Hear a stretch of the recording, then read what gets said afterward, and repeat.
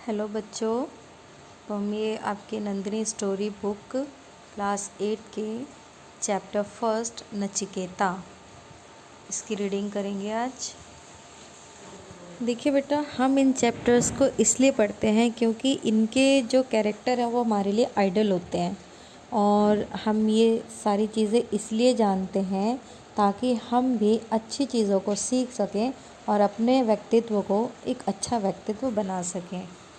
तो बेटा, प्राचीन समय में जब भारत में वेदों का समय था तब ऋषि अपने आश्रमों में रहते थे, शिष्यों को वेदों का ज्ञान देते थे। उन्हीं दिनों में एक ऋषि थे वज्रश्रवा, जो कि विद्वान और चरित्रवान थे। उनके एक नचिकेता नाम का पुत्र था।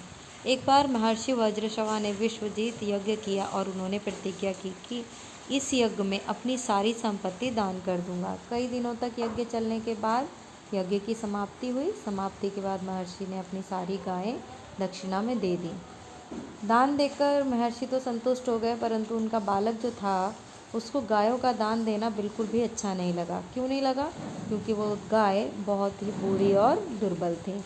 पिताजी की बात को उसने कहा कि आपने भूल किया है, ये गाय आपकी संपत्ति है तो मैं भी आपकी संपत्ति हूँ, तो इस आधार पर तो आपको मेरा भी दान कर देना चाहिए। इसी उद्देश्य से बालक नचिकेता जो था अपने पिता से कहने लगा कि गाय बहुत बूढ़ी और दुर्बल है, इसे दान में नहीं दिया जाना चाहिए था। तो महर्षि बोले कि मैंने प्रतिज्ञा की थी मैं अपनी सारी संपत्ति दान कर दूंगा, तो मैं ये गाय अपने पास कैसे रखता? अगर मैं रखता तो मेरा जो प्रतिज्ञा थी वो अधूरी रह जाती। तो नचिकेता ने कहा कि मेरे विचार में दान में वही वस्तु देनी चाहिए जो उपयोगी हो। मैं आपकी बात से संतुष्ट नहीं हूँ। अगर आप ऐसा कहें तो संपत्ति तो मैं भी हूँ आपकी, तो क्या आप मुझे भी दान दे देंगे? तो महर्षि गुस्से में आ गए, क्योंकि वो बहुत ही ज़्यादा अपने प्रतिज्ञा को निभाने वाले व्यक्ति थे। तो उन्हें गुस्सा आ गया और वो गुस्से में कहने लगे, जा, मैं तुझे भी यमराज को दान करता हूँ। नचिकेता आज्ञाकारी बालक था, इसलिए भाई वो चल दिया।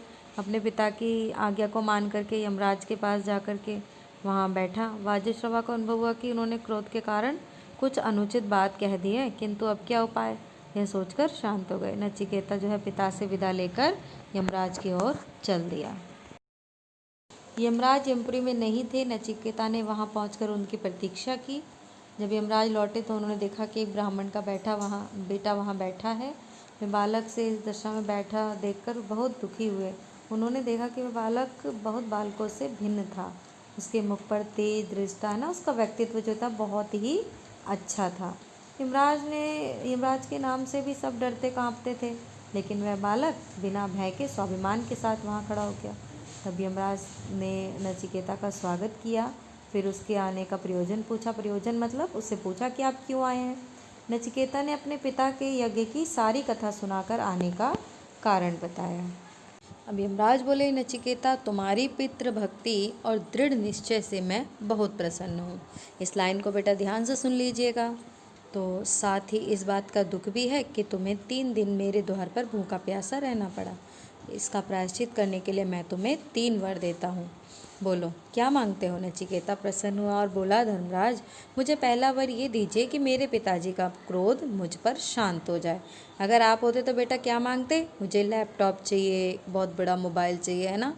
लेकिन देखिए नचिकेता ने क्या मांगा कि मेरे पिता का क्रोध समाप्त हो जाए और जब मैं उनके पास जाऊं तो वो मुझे पहचान लें। ऐसा ही होगा, यमराज ने कहा। तुम्हारे लौटने पर तुम्हारे पिताजी उसी तरह प्यार से बोलेंगे जैसे पहले बोलते थे। वे अपना सारा क्रोध भूल जाएंगे। नचिकेता ने सोचा, पृथ्वी पर बड़े सारे दुख हैं, इन दुखों को दूर करने का उपाय क्या हो सकता है। इसलिए नचिकेता ने यमराज से दूसरा वर मांगा कि मनुष्य स्वर्ग को प्राप्त करने के लिए क्या प्रयत्न करे, इसका उद्देश्य भी मुझे दीजिए। तो यमराज को आश्चर्य हुआ कि इतनी छोटी सी उम्र में और ये बच्चा पूरे लोक के सुखों को ख़त्म करने के बारे में सोच रहा है। तो यमराज ने चौंक गए यमराज, और उन्होंने उसको स्वर्ग प्राप्ति के सारे नियम और विधियां बताईं। जब उन्होंने नचिकेता से पूछा तो ये नचिकेता ने तुरंत ही यमराज को सब कुछ वैसे ही सुना दिया। उसकी तीव्र बुद्धि और स्मरण शक्ति से भी यमराज बहुत ज़्यादा प्रसन्न हुए। फिर यमराज बोले, अब तुम तीसरा वर मांगो। तो नचिकेता ने क्या मांगा, ध्यान से सुनिए। तो अब तीसरे वर में नचिकेता ने पूछा, मृत्यु क्यों होती है? मृत्यु के बाद मनुष्य का क्या होता है और वह कहाँ जाता है। पता है बेटा, आज तक ना ये ऐसा क्वेश्चन है जिसका आंसर कोई भी नहीं जानता। और ये जब क्वेश्चन नचिकेता ने पूछा यमराज से, तो यमराज बहुत ज़्यादा चौंक गए। प्रश्न सुनते ही वो बिल्कुल चौंक गए। इतनी कम उम्र में बालक के मुँह से इतना गंभीर प्रश्न, वो चिंता में पड़ गए। अब यमराज कहने लगे कि तुम संसार की जो चाहे वो वस्तु मांग लो, पर ये प्रश्न ना पूछो।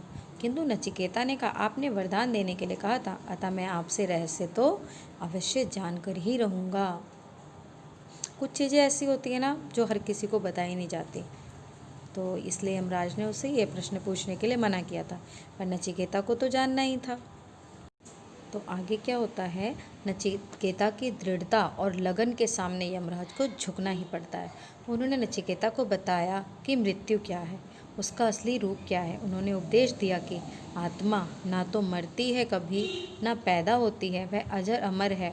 शरीर के नष्ट हो जाने पर भी आत्मा विद्यमान रहती है। अपने शरीर को यदि तुम रथ मानो तो इंद्रियां उसके घोड़े हैं, मन उन घोड़ों की लगाम है और बुद्धि सारथी के समान है। इस रथ पर यात्रा करने वाला यात्री आत्मा है। जिस प्रकार दुख घोड़े सवार व्यक्ति को संकट में डाल देते हैं, उसी प्रकार यह अनियंत्रित इंद्रियां मनुष्य को दुर्दशा की ओर ले जाती हैं। पता है बच्चों, इतने कठिन शब्दों में क्या कहा गया है? इसमें कहा गया है कि हमें अपने मन पर कंट्रोल रखना चाहिए।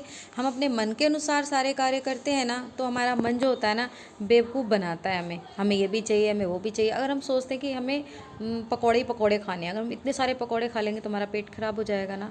तो इसलिए हमें अपने मन पर कंट्रोल करना चाहिए, और जो व्यक्ति मन पर कंट्रोल करके चलता है ना, उसकी कभी दुर्दशा नहीं होती है। पकौड़े वाला तो एक एग्जाम्पल था, बाकी हमारे जीवन में ऐसी बहुत सारी चीज़ें होती हैं जो हमें नहीं करनी चाहिए, लेकिन अपना मन रखने के लिए हम करते हैं। जो व्यक्ति सच्चाई की राह पर चलता है, उसे मृत्यु की पीड़ा नहीं होती है। बालक नचिकेता ने छोटी उम्र में ही पितृभक्ति, दृढ़ता तथा सच्चाई के बल पर विलक्षण ज्ञान को प्राप्त कर लिया था। आगे चलकर वह महान विद्वान तथा धर्मात्मा ऋषि बने। तो आप लोगों ने क्या सीखा कि हमें सच्चाई पर चलना है, मन पर अपना कंट्रोल रखना है। तो इसी के साथ आपके इन क्वेश्चन आंसर्स भी देखिए। ये नचिकेता चैप्टर के आपके क्वेश्चन आंसर्स हैं, ये आपको नोटबुक में करने हैं।